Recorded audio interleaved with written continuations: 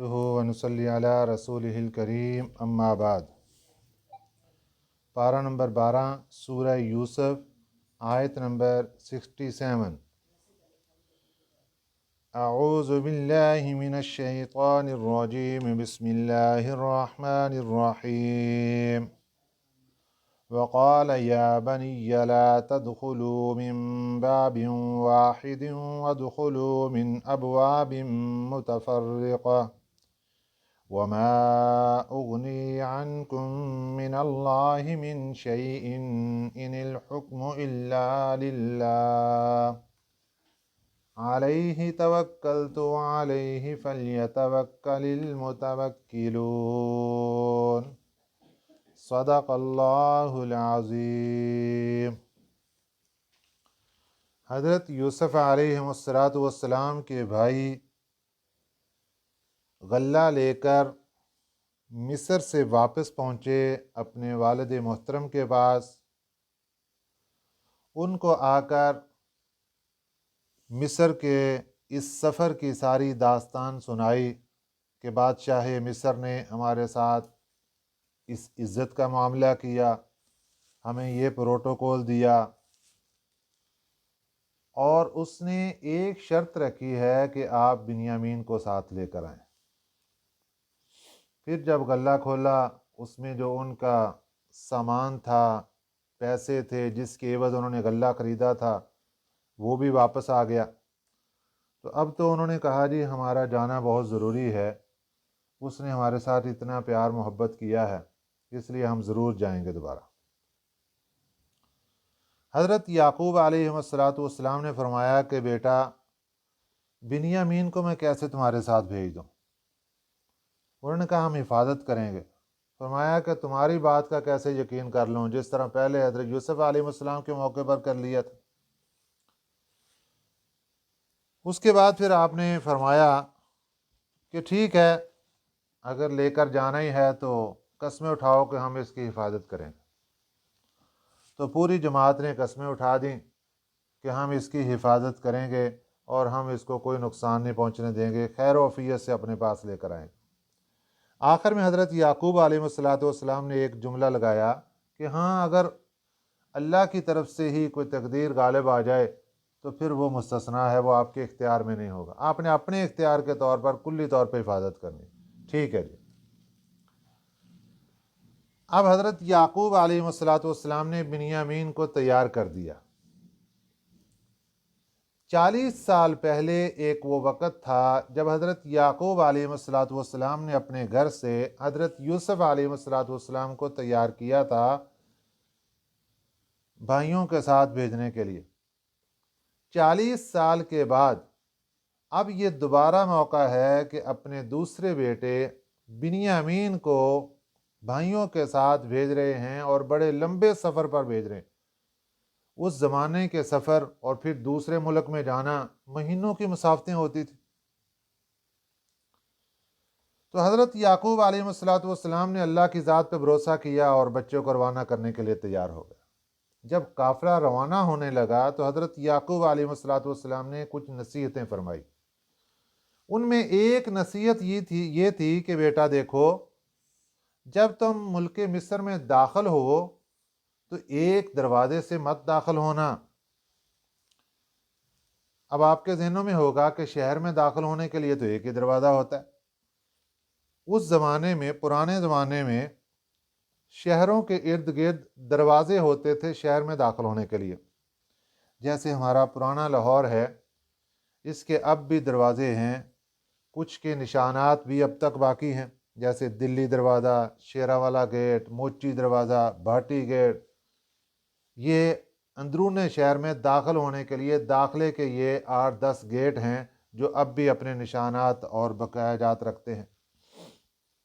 اسی طریقے سے ہر شہر میں داخل ہونے کے لیے اس زمانے میں گیٹ اور دروازے ہوا کرتے تھے۔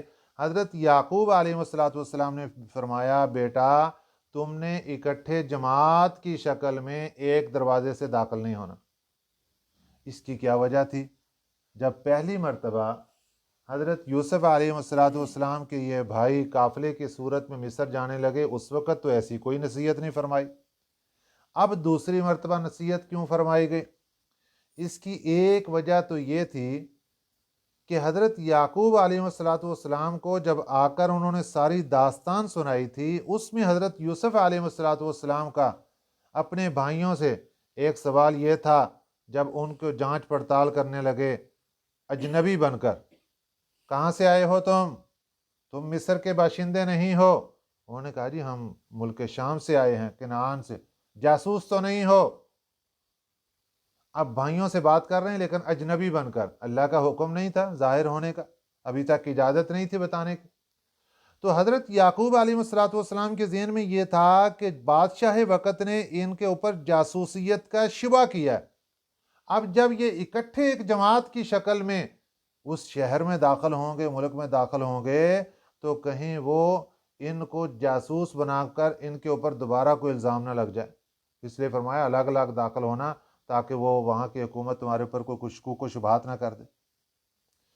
دوسری وجہ یہ تھی کہ آپ نے فرمایا کہ بیٹا الگ الگ داخل ہونا کہ 10 کڑیل جوان، ایک اور ایک بھائی بنیامین بھی ساتھ، 11 بھائی جوان خوبصورت نبی کی اولاد اور کڑیل جوان، تو کہیں تمہیں نظر بد نہ لگ جائے، اس لیے فرمایا کہ اکٹھے ایک دروازے سے مت داخل ہونا، الگ الگ دروازوں سے داخل ہونا، کیونکہ نظر کا لگ جانا حقیقی ہے،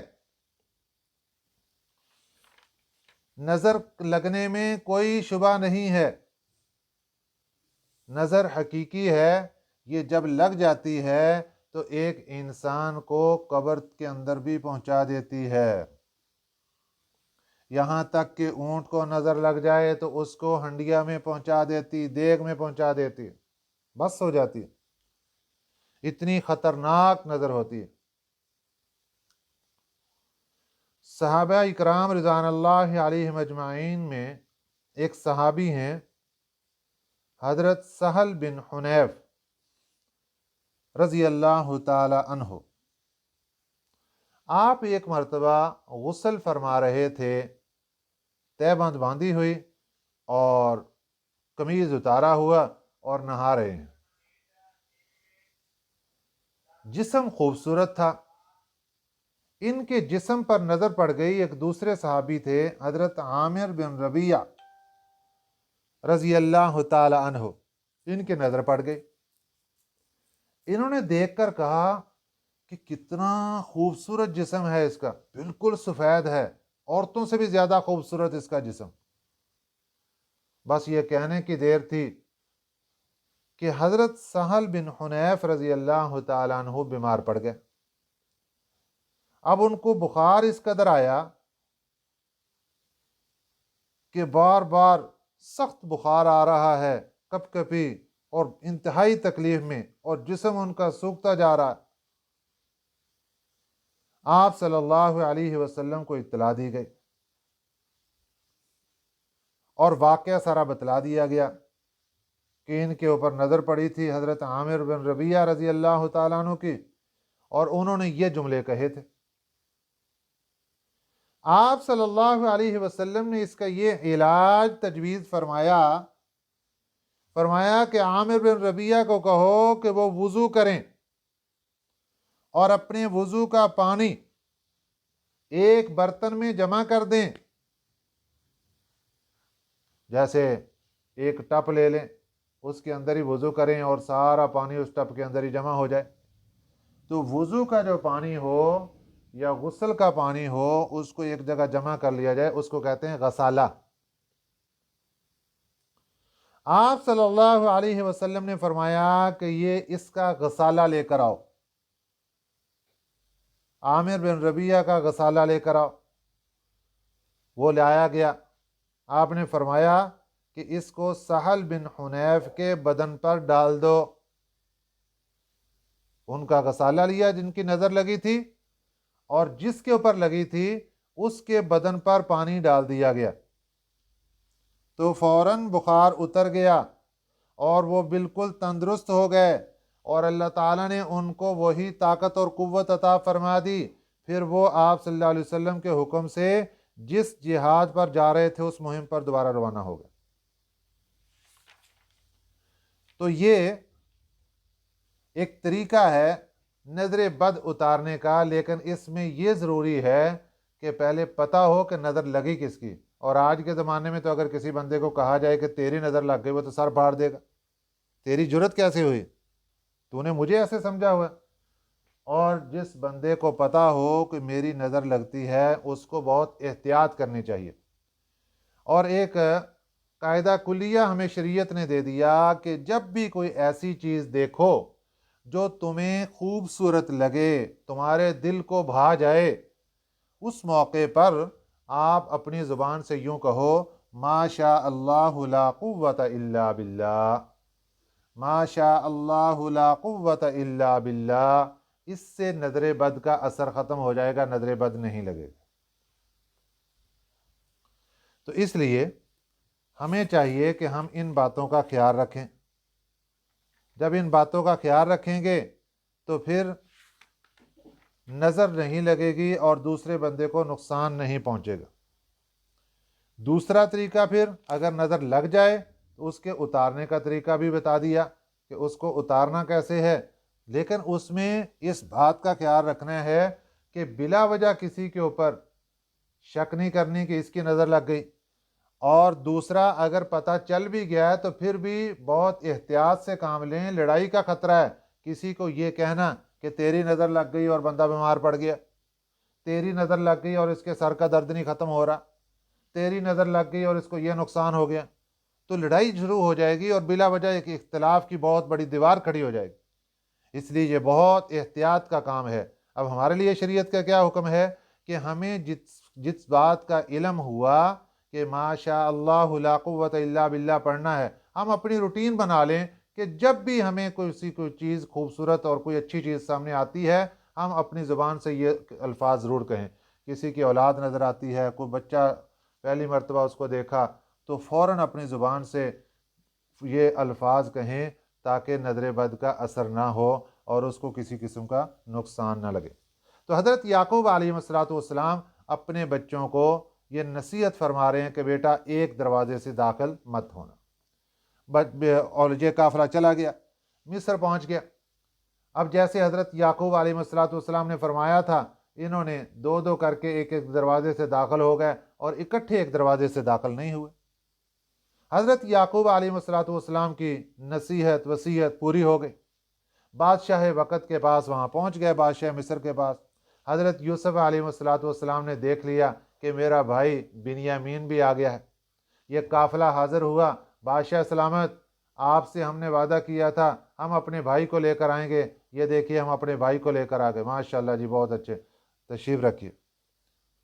تو بادشاہ مصر نے ان کو فرما دیا کہ ٹھیک ہے جی، آپ بیٹھیں، مہمان خانے میں ٹھہریں۔ اب آگے یہ ہوا کہ بادشاہ نے ان کے لیے دعوت کا اہتمام کیا۔ اب اس دعوت کے اندر بادشاہ مصر نے کہا کہ دو دو کر کے اکٹھے بیٹھ جاؤ، جوڑی جوڑی کر کے بیٹھ جاؤ۔ اب سب جوڑی جوڑی ہو کر بیٹھ گئے۔ اب آخر میں بنیامین اکیلے رہ گئے۔ تو بادشاہ مصر حضرت یوسف علیہ السلام نے فرمایا کہ بھائی تو اکیلا رہ گیا، چلو آپ میرے ساتھ آ جاؤ، میرے ساتھ کھا لو، یہ اکٹھے یہاں پہ کھانا کھا لیتے ہیں۔ ایک بات تو یہ ہوئی۔ دوسری بات یہ ہوئی کہ ان کو رہائش کے لیے جو کمرے دیے گئے وہاں پر، کیونکہ یہ حضرت یوسف علیہ السلام کے بھائی تھے، اگرچہ انہوں نے بہت زیادتیاں کی تھیں، لیکن حضرت یوسف علیہ السلام بہت صابر آدمی تھے، وہ نبی تھے اللہ تعالیٰ کے۔ انہوں نے تو بالکل ایسے جس طرح وہ بات بالکل بھلا دی کہ انہوں نے کچھ کیا ہی نہیں۔ تو حضرت یوسف علیہ السلام نے بھائیوں کے لیے رہائش کا انتخاب کیا کہ ایک ایک کمرے کے اندر دو دو افراد رہیں۔ اب یہاں پر بھی کیا ہوا کہ 5 کمرے تو چلے گئے کہ دو دو آدمی چلے گئے، اور ایک کمرے میں حضرت بنیامین اکیلے حضرت یوسف علیہ السلام کے بھائی بنیامین اکیلے رہ گئے۔ تو یہاں بھی آپ نے فرمایا کہ بنیامین اکیلا رہ گیا، چلو ٹھیک ہے، اس کو میرے ساتھ بھیج دو، یہ میرے ساتھ آ جائے گا۔ تو بعض مفسرین فرماتے ہیں کہ حضرت یوسف علیہ السلام بنیامین کو لے کر اپنے کمرے میں لے گئے۔ خیر، اب یہ دعوت کے موقع پر تنہائی کا موقع ملا یا जब कमरे अलग हुए तो रात को सोने के वक़्त उस वक़्त तन्हाई का मौका मिला तो हज़रत यूसुफ़ अलैहिस्सलाम ने बिन्यामीन से बातचीत शुरू की। पूछा कि तुम्हारा नाम क्या है? इन्होंने कहा कि बिन्यामीन। उन्होंने फरमाया हज़रत यूसुफ़ अलैहिस्सलाम ने कि बिन्यामीन का माना क्या है? फरमाया कि बिन्यामीन का माना यह है कि जिसकी माँ फौत हो गई हो। एक माना मुफस्सिरीन ने यह किया, और एक माना यह किया कि जिसकी माँ गुम हो गई हो, गुम करदा फर्जंद, जिसकी माँ गुम हो गई। अब गुम होने से मुराद ये है कि जब बिन्यामीन की विलादत हुई तो विलादत के वक़्त इनकी वालदा इंतकाल कर गई थी। इनकी वालदा का नाम था राहील, वो उस वक़्त इंतकाल कर गई थी, इसलिए इनका नाम बिन्यामीन उस वजह से रखा गया कि इनकी विलादत के वक़्त इनकी माँ गुम गई या इनकी माँ फौत हो गई। गुम होने से मुराद भी यही कि फौत हो गई, मट्टी में गुम गई। हज़रत यूसुफ़ अलैहिस्सलाम ने फिर अगला सवाल ये किया कि तुम भाई हो इनके? उन्होंने कहा नहीं जी, हम 2 भाई थे एक माँ से। दूसरा भाई कहाँ है? उन्होंने कहा वो जंगल में गुम हो गया। कब की बात है? 40 साल पहले की बात। सारी बातें होती रहीं। हज़रत यूसुफ़ अलैहिस्सलाम ने बिन्यामीन से कहा कि अगर तुम पसंद करो तो मैं तुम्हारा भाई बन जाऊं? बिन्यामीन कहने लगे आप बहुत नेक दिल हैं, बहुत अच्छे हैं, आला मनसब पर हैं, बादशाह वक़्त हैं, ऐसे भाई किसी को कब नसीब होते हैं। लेकिन बात यह है कि मेरा भाई तो वो था जिसको राहील ने जन्म दिया था, वो याकूब अलैहिस्सलाम का बेटा था, आप तो वो नहीं हैं। जब इतनी बात बिन्यामीन ने कही, हज़रत यूसुफ़ अलैहिस्सलाम की आंखों में आंसू आ गए। भाई को उठाकर सीने से लगा लिया और उस वक़्त जाहिर कर दिया कि भाई परेशान होने की ज़रूरत नहीं, जिस भाई का नाम तुम ले रहे हो कि मेरा वो भाई गुम हो गया, वो भाई यूसुफ मैं ही हूँ। मुझे ही राहील ने जन्म दिया था और मैं ही याकूब अलैहिस्सलाम का बेटा यूसुफ हूँ जो जंगल में गुम हो गया था। आज अल्लाह ने मेरे सर पर मिस्र का ताजो तख्त सजा दिया है और मुझे मिस्र का बादशाह बना दिया है। जाहिर कर दिया भाई के सामने, लेकिन याद साथ ये बता दिया कि भाई इस बात को राज रखना है, अभी अल्लाह ने इजाज़त नहीं दी, अभी हमने जाहिर नहीं करना, इसको अपने पास बात को रखना है, भाइयों को नहीं बताना। अब बिन्यामीन ने कहा कि भाई आपकी मेहरबानी, आप मुझे अपने पास ही रख लें। अब इसकी क्या सूरत होगी, ये सारा वाक़या अगले सबक के अंदर आएगा इंशाअल्लाह अज़ीज़।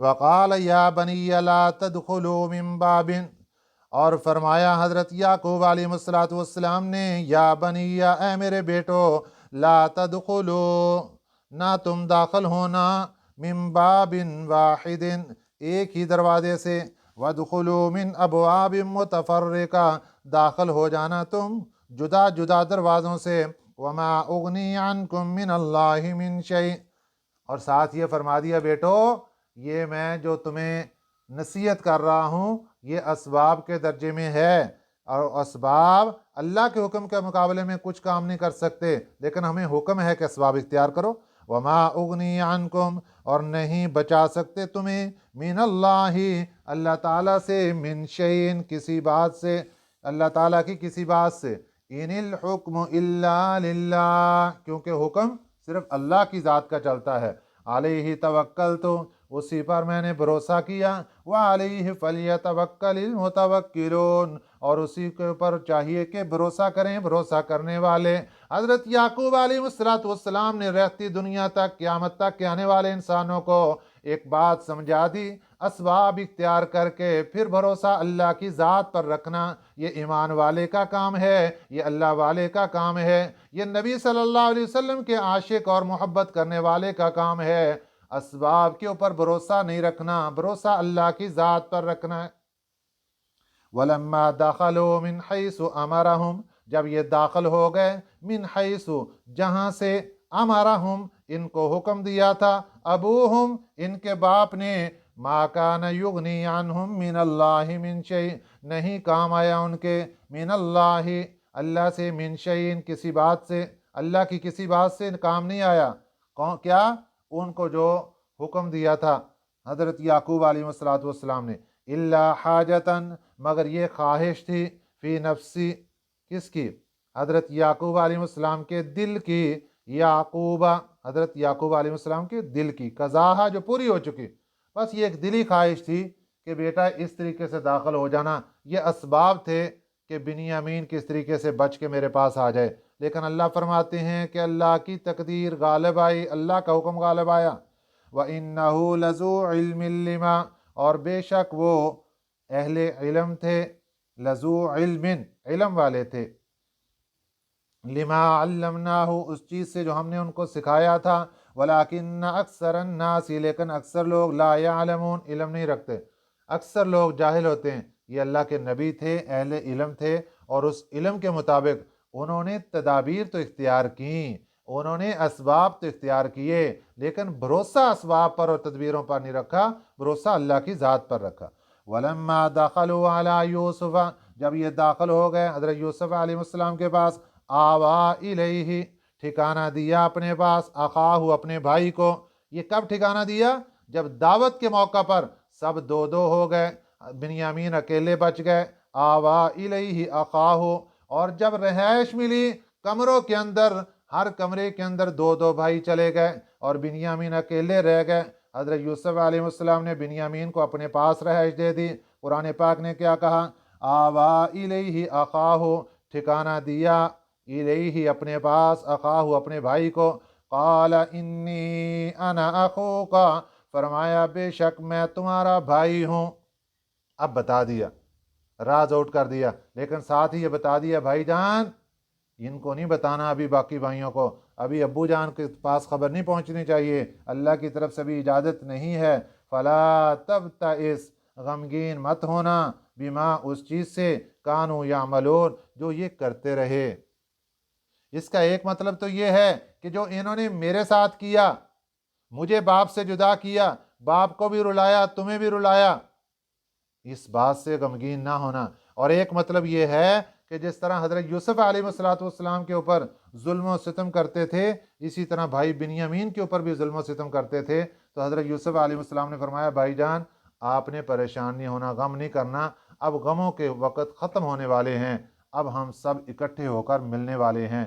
कैसे मुलाकातें हुई, इंशाअल्लाह अज़ीज़ अगले सबक में। अल्लाहुम्मा सल्लि अला मुहम्मदिन व अला आलि मुहम्मदिन कमा सल्लैता अला इब्राहीम व अला आलि इब्राहीम